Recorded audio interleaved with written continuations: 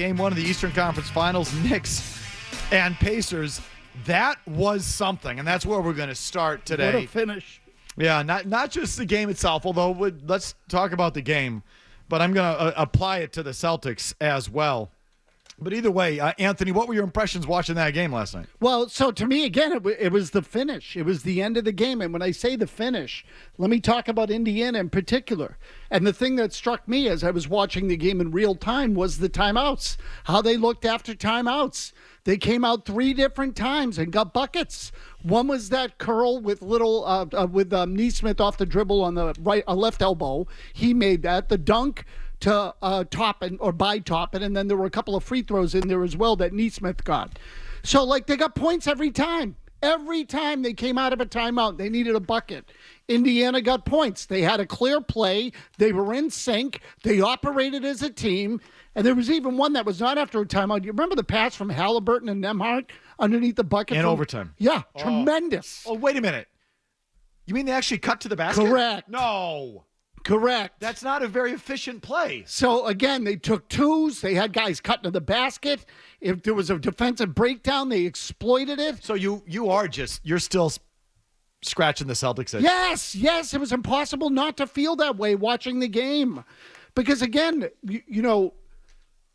the Knicks turned into the Celtics and the Pacers turned into the Knicks is what happened in that thing. In my mind, that's how the whole thing went down. And so, but again, the timeout struck me. Indiana plays the way they play. They can score. They move the ball. They get up and down the floor. They play with tempo, all of that. But what about those moments when the game is on the line? You got to get a bucket.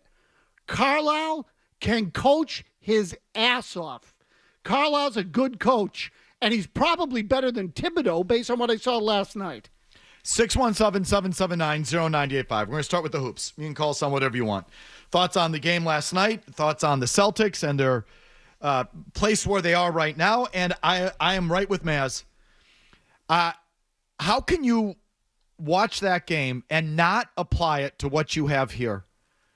Which, from everything above the players, isn't good enough. Your coaching and your play style is not good enough. Sorry. I don't know how you look at it otherwise. You have much more talent than the Pacers. Sorry, you do. You're a more talented team than the Pacers. You're much more well-rounded. You're so much better defensively, it's not even funny. And you have just as much, I would say more, take it back, you have more offensive talent than the Pacers, and you have so much more defensive capability than Indy. That one's not even close. But offensively, you also have more talent. You have more depth. You have more length. You have more everything.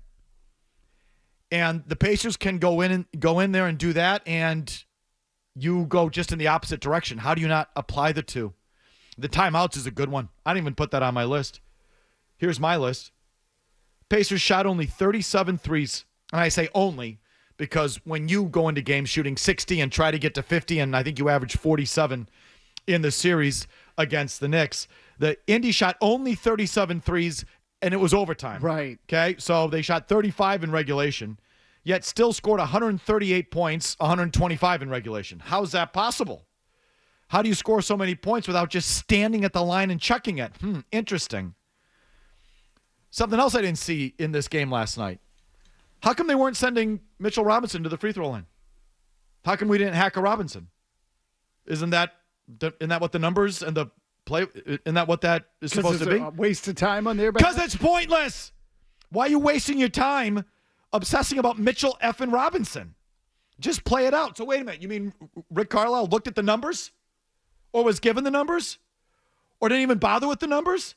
And they decided just to let Mitchell Robinson be Mitchell Robinson? They didn't screw around with oh, interesting. Because I thought that was the playbook from this genius coach and these guys running this team. They actually do cut to the basket. I didn't know you could do that. I was told you're supposed to run out to the line. Yeah. So they do that. Executed their best in the second half, fourth quarter when the game got tight, just the opposite of you. How do you the problem with the Celtics is not their roster. And hasn't been their roster for a long time. They don't play the right way. And they're not particularly well coached. Don't you see it? Those teams last night should not be in your class. You have more offensive talent than either of those teams, and the defensive capabilities to me are not even close. Maybe the Knicks on paper should be able to D up like you do and you can, but you still have them. The length of your wing players, and if they want to play defense, Brown can be an elite defensive player. Drew Holiday is just about the best defensive guard there is in the league. Derek White, I've never seen a guard defend the rim better than Derek White. Brilliant, excellent defensive player. Tatum, if he engages in it, obviously has all the physical tools to be a good defensive player. None of these teams can match up with you defensively. And you have more offensive talent than any of them. And you're losing to these teams? Right. What's wrong? I don't know how you can't look at that and feel that way. I mean, that's how I felt watching that game last night. Again, and again, to me, the key part is, it all counts is what I'm getting at. But the way they play under pressure, Indiana, and to your point, because I was just looking it up while you were talking, Indiana averaged more points than the Celtics per game during the regular season. Okay, Indiana was 1, 2, 3, 4, 5, 6, 7, 7th. The Celtics were 8th. And yet, in 3-point attempts, Indiana was 23rd. Oh, interesting. So how can that be? I was told by Joe Mazzulla and all the Celtics media that 3-point attempt rate is the most important stat in basketball. So you're saying those guys are wrong? Correct. Oh.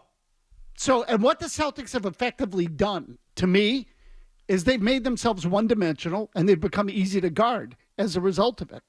So when I say easy to guard, easy to plan for, because it's predictable. You know exactly what they're going to do. That's it. So if the game becomes make-miss, they make them. If the Celtics make them, you lose to them. If the Celtics miss them, you can beat them, particularly if you play with any sort of poise yourself. I mean, to me, that's the whole thing. Indiana, that, the way they play offense to me is so impressive. And the timeouts and the plays out of the time, they actually called timeouts? They did. Huh. I thought the numbers showed it was more efficient to play it out. That's what the numbers show. And they had the Knicks confused on that dunk by Toppin. The Knicks defense, those guys were all over the place, running around with their heads cut off, including Robinson, Mr. Defense, the rim protector. Because you know why? And Toppin went in and got an easy dunk. Because Indy moves on offense. They don't just run out to the three-point line or stand there or swing the ball along the line looking for the most efficient shot in basketball. And just another one in your face. So the Pacers in your face, and it's not you, Celtic fan. It's you, Celtic fan, who's called me up for 2 straight years saying, "Oh, well, they won the title." Yeah, they won the title in spite of how they play. And so I'm scratching my personal itch. That's who I'm speaking to. But what it really should be is a lesson to the Celtics. They've been playing the wrong way. They've taken the analytics too far. They've taken their approach too far. These teams, the Pacers and the Knicks, have no business being alive and you not. You're much more talented than them. And that should hit you straight across the face. That all being said, Maz, the Pacers had no business winning that game. Oh, my God. How did that happen? Down 14 with 2:51 to go. Jeez. 14 with 2:51 to go. No. I'll go. I went back and went to the game sheet, and they were down 17 with 6:26 left. They were down 15 with 4:55 left. They were down 14, Maz, with 4:06, 3:44, and 2:51 remaining. They were down. They were. So again, I'll rephrase this. The Knicks were up 14 with 2:51 left. Okay, Indy then hit 2 straight threes to make it an 8-point game. But the Knicks are still +7 with 1:20 left and the ball. Right. They were up 7 with 1:20 left and the ball, and they scored on that possession, making them +9 with 58 seconds left. They were up 8 with 41 seconds left. They were up 5 with 34 seconds left and the ball. That was the possession that Siakam had the block. Carlisle, who had saved his challenge because he's a good coach, unlike the one you got, Carlisle held his water on the challenge, had it in his back pocket, challenged it, they got the ball back. So again, Knicks +5 with 34 seconds left and the ball. The Knicks were then +2 with 22 seconds left and the ball, which means at this point, all you have to do is inbound the ball and make your free throws. That's it. Correct. That's the game. When you're up with more by 2 points or more with under 24 seconds left, it's simply inbounding and making your free throws. Towns missed one on that first possession, and Anunoby missed one on that second possession, which allowed Halliburton's 2 to tie it at the buzzer. The Anunoby miss was bad. That was a bad miss. Mazz, do you know what NBA teams' records were when leading by 9 points in the final minute of the fourth quarter or overtime in NBA playoff history? Again, leading by 9 points or more in the final minute of the fourth quarter or overtime in the history of the NBA playoffs. Guess what the record is? I don't know, but I want to know. 1,413-0.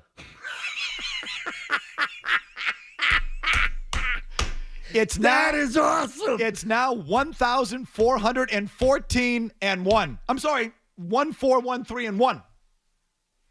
So as much as I want to stick the Pacers in your face, and I do, and I will, that was more about the Knicks. Boy, was that about the Knicks. So epic gag. Epic gag. But again, I like the way Indiana plays. And I felt that way going in. So, but even so, I love the way Indiana plays offense. Now, the defense is a whole different story. The Knicks shouldn't be scoring 120 points on anybody. I don't know how I predict the Pacers going into the series because I think the Knicks are trash. So I like the Pacers in this series. I don't know how the Pacers would beat a defensive team like OKC. They're not gonna. I just don't. They're not balanced enough at that end of the floor. And so I think the Pacers, and I'll get on Carlisle for it, and you just can't be that loose defensively. You just can't. You can't turn that into a track. I feel like it's going to be hard to win it all, just being such a total track meet the way they play. Yeah, they're an offensive team. And again, the Celtics have the capacity to play defense. They want to play an offensive style too. But at least they have the capacity to play defense. Indiana doesn't. So the Celtics, they don't even compare when it comes to that end of the floor. The Celtics can play much better defense than Indiana can. But so I don't think Indiana's going to win it. I don't think they're good enough. I like Oklahoma City. I think they're the most more balanced. Yeah, they're the most balanced team left. But either way, there should be lessons. Watching that thing last night. That was unbelievable, that thing. That should not be the Knicks against the Pacers. 1,413-1. And one. Suck on that, New York. Right, Holy crap. If you like that clip, check out more videos from Felger and Mazz here. For more Celtics analysis and opinion, hit this playlist. And for all the latest from the Sports Hub, download the app at 985thesportshub.com.